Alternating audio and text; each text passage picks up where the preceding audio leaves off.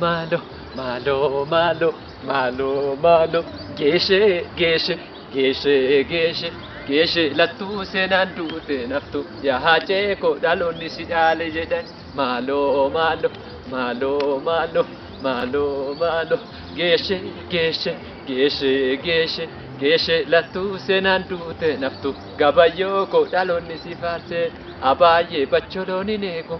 Abaye. Abaye ko baranan beku. Abaye. Abu ko obna sassachisa. Abaye. Abaye warri Ingilizi. Malaya lammi tokkumma dabu namarra affisu. Allayaan allayyuma maaltu allayya nuru fajadai. Alagaan alaguma. Alagana laguma maltu alaga adam fira jedhei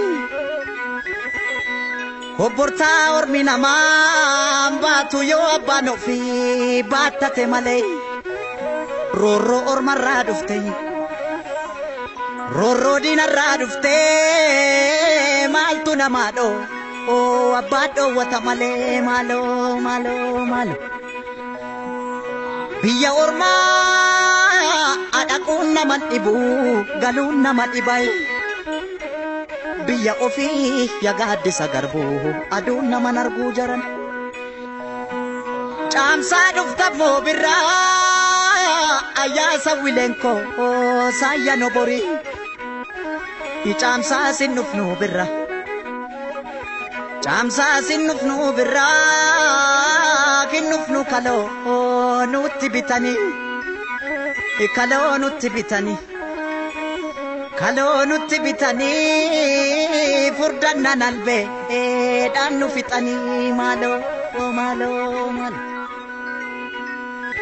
jabbiloota koo ya jabbiloota odaa jalaa kan nama nyaatu nu keessa jiran jabbiloota koo Ya jabbiloota odaa jalaa kan nama nyaatu nu keessa jiran amaaloo.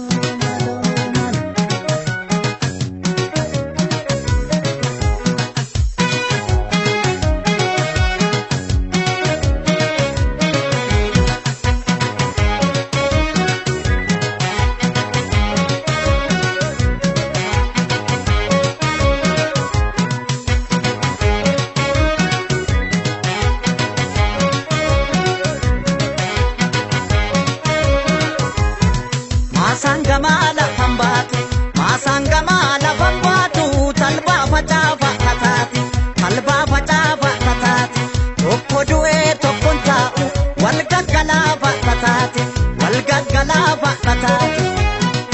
Emulea garbachisa, wano pimaltu katisa.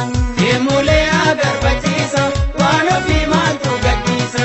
Masangamala pambatu, masangamala pambatu. Talba pachava tatati, talba pachava tatati. Tokko nyaate tokkon taa'u, wal gaggalava tatati, wal gaggalava tatati. Emulee agarbachiisa, waan ofii maaltu gadhiisa. Emulee agarbachiisa, waan ofii maaltu gadhiisa.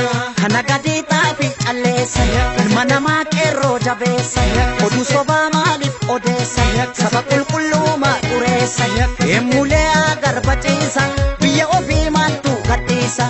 Emulee agarbachiisa, biyya ofii maaltu gadhiisa. Kana gadi xaafi calleessa, ilma namaa qeerroo jabeessa. Oduu dhara maaliif odeessa.